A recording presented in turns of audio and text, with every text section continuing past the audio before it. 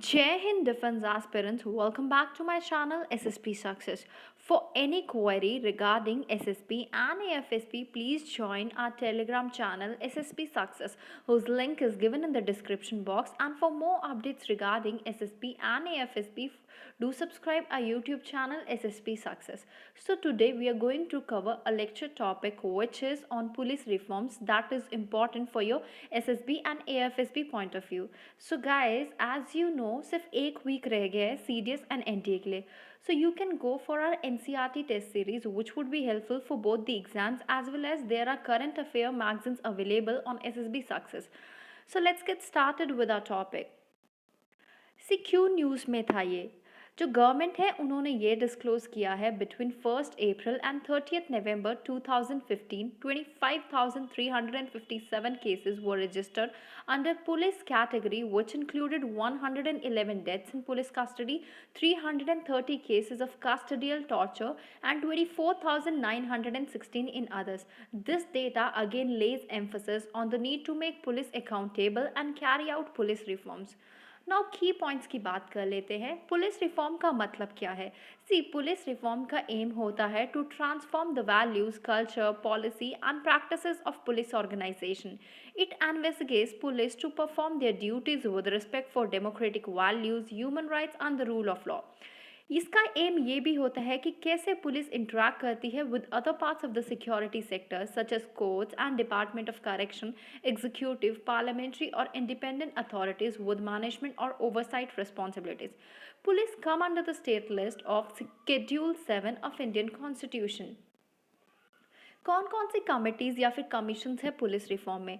So national police commission आया था 1977 से 1981 के बीच में. देन वी हैव 1998 में रिबैरियो कमेटी आई थी. फिर उसके बाद पद्मा भैया कमेटी आई थी 2000 में. देन वी हैव 2002 से 2003 के बीच में मैलीमैप कमेटी. उसके बाद पुलिस एक्ट ड्राफ्टिंग कमेटी आई थी 2005 में. फिर 2006 में Supreme Court direction in Prakash Singh versus Union of India. Then we have second administrative reforms commission 2007. उसके बाद 2015 में पुलिस एक्ट ड्राफ्टिंग कमेटी 2 आई थी. इश्यूज कंसर्निंग पुलिस फोर्सेस क्या क्या है? Number 1 we have is colonial legacy. जो पुलिस एक्ट ऑफ 1861 है वो लेजिस्लेट किया गया था ब्रिटिश राइट के द्वारा after the revolt of 1857 so that efficient administration हो सके पुलिस का in the country and to prevent any future revolt. इसका मतलब ये है कि पुलिस हमेशा जो है उनके साथ कंप्लाई करती है जो पावर में होते हैं. Next issue we have is accountability to the political executives versus operational freedom. जो सेकेंड एडमिनिस्ट्रेटिव रिफॉर्म कमीशन है जो नोट करता है कि political control has been abuse in the past by the political executive to unduly influence police personnel and have them serve personal और political interest. इसका मतलब क्या है? इसका मतलब ये है कि जो पॉलिटिकल पार्टीज़ होती है या फिर जो पॉलिटिकल पार्टी जो पावर में होती है वो क्या करती है कि वो फोर्स करती है या फिर पुलिस पर्सनल्स को इन्फ्लुएंस करती है फॉर देयर पर्सनल इंटरेस्ट.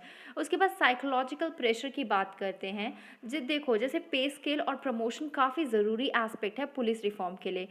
अब जो है इसकी वजह से साइकोलॉजिकल लेवल पे भी फ़र्क पड़ता है. इंडियन पुलिस फोर्स में लोअर रैंक के जो पुलिस पर्सनल है उनको वर्बली एब्यूज़ किया जाता है बाय देयर सुपीरियर्स और they work in inhuman condition. ये जो नॉन हार्मोनियस वर्क इन्वायरमेंट है ऑफकोर्स ये रिलेशनशिप जो पब्लिक के साथ है उसको ख़राब करता है. Next we have is public perception.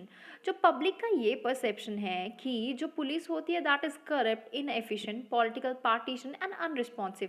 जो सिटीजन है इन जनरल उन वो क्या करते हैं, उनको डर होता है पुलिस के पास जाने के लिए. मीन्स अगर उनके साथ कुछ बुरा भी हो तो वो पुलिस स्टेशन जाने से कतराते हैं और वो जो है डील करते हैं lower ranks of the police forces में.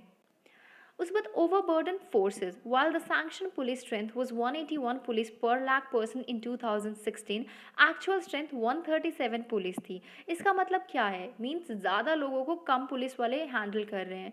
तो ये जो है ये क्या है? This is a way too low when compare with the United Nation recommended standard of 222 police per lakh personnel. Further high percentage of vacancies है पुलिस फोर्सेज में जो कि एग्जिबिट करती है an existing problem of overburden police personnel. Next we have is constabulary related issue. जो constabulary constitute करती है that is 86% of the state police forces and has wide ranging responsibilities. Next issue we have is infrastructural issues. जो modern policing requires strong communication support, state of art और modern weapon and high degree of mobility. So ये एक issue है जो police force face कर रही है।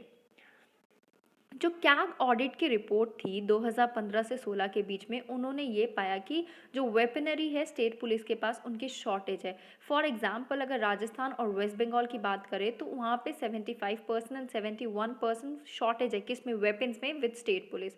जो bureau of police research and development है, उन्होंने नोट किया है कि 30.5% डेफिशिएंसी है stock of required vehicles with the state forces.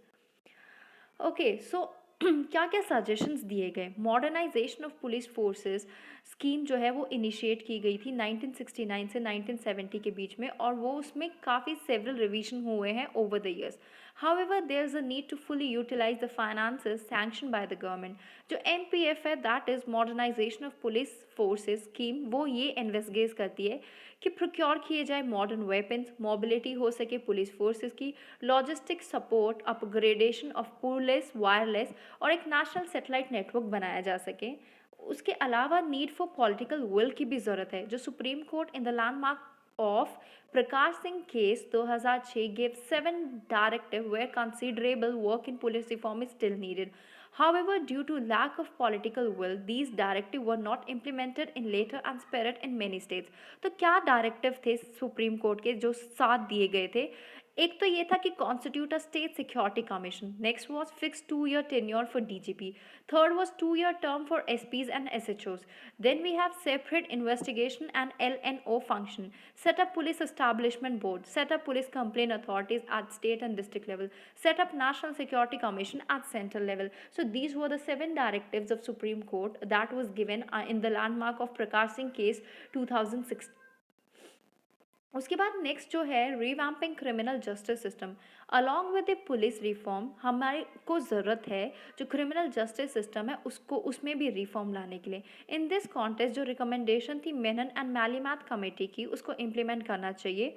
और उसमें क्या की रिकमेंडेशन दी गई थी उनकी बात कर लेते हैं। Creation of a fund to compensate victim who turn hostile from the pressure of culprit, setting up separate authority at national level to deal with crime threatening the country security। एक complete revamp होना चाहिए entire criminal procedure system का। So guys, that was all. Do like, share and subscribe SSP Success YouTube channel। और guys comment कीजिएगा कि किस किस topic पे आपको जो है अगली लेक्चर की वीडियोस चाहिए, या फिर किस टॉपिक पे हम वीडियोस बनाएं। So thank you guys, bye bye, take care।